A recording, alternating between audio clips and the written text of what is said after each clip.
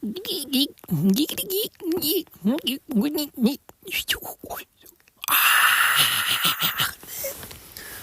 to the news. This is the sound of a vacuum. It's a metaphorical vacuum corresponding to a machine, corresponding to a mold that is vacuum molding a pipeline of new products, the production of new spiritual finance, which is a little bit more metaphorical and a little bit more meta than typical product development in the past. Because in today's episode, what we're trying to get at is the essence of developing products that are meta-based and metaphors at the same time for developing something which is known as a prayer wheel. Somewhat of a prayer wheel. It's somewhat of a prayer wheel, which is similar and indicative of wheels on a car. Wheels on a car, and wheels that are also symbolic of partnerships, in essence, partnership development of products that also symbolize different countries around the world, things that are symbolized as different countries around the world in today's day and age. They are known as countries. In the future, it is possible that they will not be necessarily known as countries. Yeah. So, as well, at the same time, what we're trying to get at is the essence of what a prayer wheel is. A prayer wheel is something that, in essence, is related to doing, like, revolutions around a wheel, that, in essence, is also corresponding to prayers that, in essence, have been mentioned in the past and are actually physically connected to the specific wheel and ultimately correspond to individual people that correspond to the prayers that are actually physically within this specific device, and that happens to be within the corresponding vicinity of where we're located at today. And so ultimately what we're trying to get at is something that is similar to a mold, a vacuum mold, if you will, that is similar to developing molds for different products that are different spiritual finance products in the future, as we continue to try to grow this brand, Ding Tech, Change for Games, in the future, in essence, as we continue to develop Ding Tech, Change for Game Studios in the future, and we're trying to make a path into the Asian sort of market and trying to develop different places and spaces which we're not necessarily exactly sure where we're trying to be necessarily, for trying to develop some form of physical, digital, and digital presence in the future that we're, in essence, able to try to connect with the essence of what the prayer wheel is symbolic for, and how at the same time we're ultimately in a similar location and vicinity as this prayer wheel at the current time that is, in essence, a symbology for differing prayers and also the development of different spiritual finance products in the future, because in essence it's a mold. It is the development of a mold in of itself. It's the development of the mold in of itself, which is a print on demand type of a mold, type of a situation, meaning that if you print one of them, once one of them is developed and once one of them is printed, similar to an artificial intelligence being able to print a piece of artificial intelligence art, it's actually similar to an artificial intelligence program being able to do a text to CAD program, meaning that you can speak to it and then you can tell it what, in terms of similar to telling it along the lines of what you want it to build, and then in essence it can develop the CAD coding meaning like an engineering language for it to be able to develop physical products in essence, and that therefore develops the mold for different products to be able to happen in the future, more or less. And so that's in essence what we're talking about. But we're talking about the spiritual finance version of that, which in essence corresponds to what the prayer wheel stands for in essence. And a few episodes ago, maybe even like a month or two ago approximately, when we were in NYC, I talked about making wheels, the development of certain like car wheels, more or less. Like that's what we're talking about, the ability to be able to have that ability to be able to develop different molds for different sort of those types of scenarios, to where in essence we're able to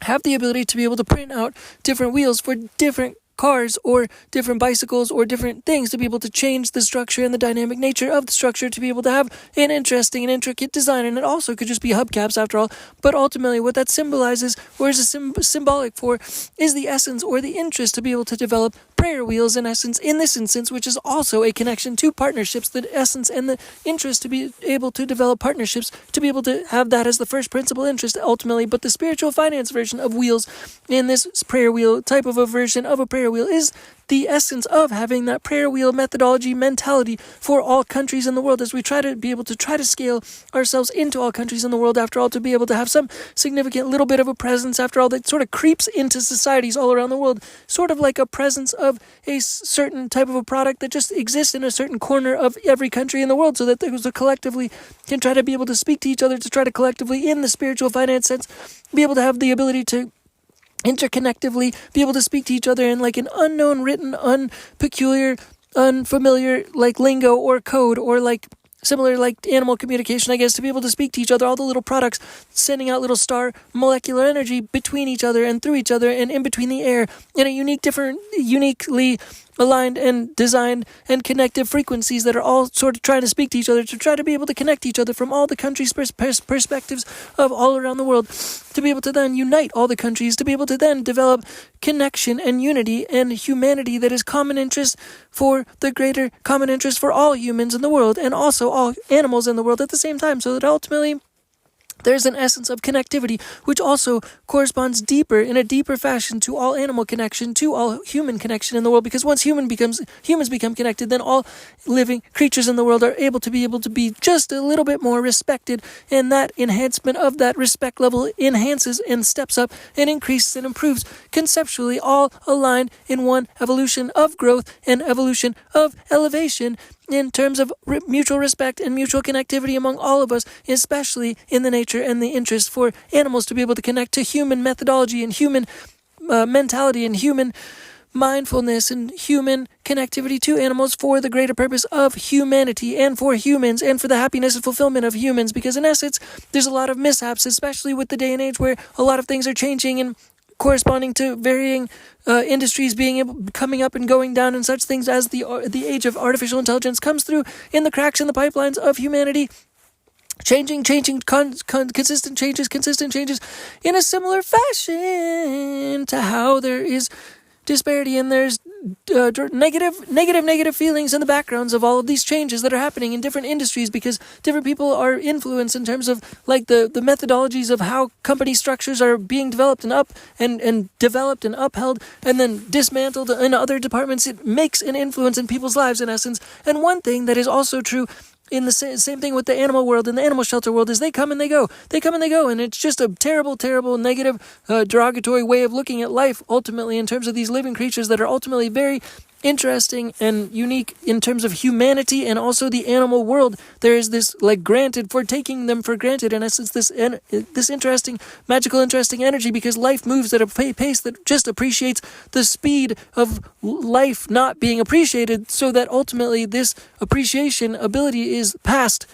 upon. And so it's not possible to be able to acknowledge this ability, to be able to acknowledge the appreciation for humanity and animals in existence on a consistent basis, by just stepping back and being able to sit and marinate in the moments of existence where the appreciation is possible to be able to be appreciated. And so after all, developing this ability to try to develop this appreciation, this innate characteristic of appreciation for life and humanity and animal life, is to be able to try to cross-blend them, to be able to try to cross-breed them, the animal and the humanity kingdoms, crossing over and cross-hatching, so that ultimately every human is aligned with an animal and or a dog and or a cat animal or a shelter animal, so that no shelter animals are ever necessarily needing to die or be put down. And at the same time, there's not unhappiness that's unnecessary based on industries coming and going and difficulties happening around the world in terms of industries and businesses building up and breaking down different aspects of humanity and different aspects of what seems to be important, different aspects of what appears to be important based on what interests industries and what jobs are prevalent and are hiring certain humans to be able to feel like they're special because they're in a certain job, which in essence is a flaw fundamentally, because they are special to begin with just by existing, just by being above ground. And this continuous flawed focus is constantly, habitually, organically, consistently in the air. It's being consumed on a day-to-day basis as a toxic way of existing and looking at life and the fabric of existence, not being appreciated, not being acknowledged, not being understood fundamentally. And the fundamental corresponding connection and connectivity between animals and the inability for them to be able to be appreciated on a fundamental nature also. And this giant gap in between humans, humanity, and animals is significantly still existing, and it's gaping, and it's unhappiness happening on the humanity side, it's unhappiness happening on the animal side. And when they cross-blend and when they cross-meet and when they finally unite and develop a team and a union ship and a unity among animals and humans, ultimately all 8 billion humans in the world and all animals in the world, that once this unity happens, that there's a significant appreciation, this uprising of humans and humanity that fundamentally happens because this happiness is caused by animals, and it's vice versa. It's this connection, this disparity, this gap in the marketplace of human acknowledgement, the marketplace of human emotion acknowledgement, the gap in the marketplace of human ability to be seen as humans, as appreciation, things that are worth appreciation, as items that are worth appreciation, humans themselves. And that connection can happen with animals because the animals are able to develop that fulfillment in essence, and crossing these two industries are able to continue to strengthen our energy as humans and in humanity by pairing all humans with animals, so that ultimately we never have to put down animals, and we can also still have animal control and control their breeding all across the planet. We have this one finite planet called planet Earth, and we can control these processes and try to optimize ourselves by giving the happiness to both the animals and the people at the same time, and closing this gap. And so to go back to the original process and the original focus of vacuuming, making vacuum molds for new developed processes of text-to-CAD products, we're printing on demand, we're making print-on-demand molds for all countries in the world to be able to partnership and make partnerships with all countries in the world, where we're in essence finding the partnership sources in all countries in the world, so that we can have these print-on-demand products, these text-to-CAD type of products, type of molds in essence, where we can continue to make continuous scalable products from these molds in essence, where we continue to partner with engineers in every single country, so that we have the ability to try to continue to unite the world from this fundamentally foundational process and methodology of continuing to merge all of the countries in the world together by continuing to grow our business to all countries in the world, and trying to centralize in Asia to be able to try to develop fundamental, foundational, starry, like, flittery, fluttery, flickering, glittery, glamorous connectivity among all countries, and fluttery, floating star energy that is connecting on our human planet Earth, which is able to float among all countries, to be able to start to develop the foundation for the global philanthropy energy grid. Yes, that is the global philanthropy energy grid foundation, beginning of having all this starry, flittery, glittery type of conversation start to happen between all the countries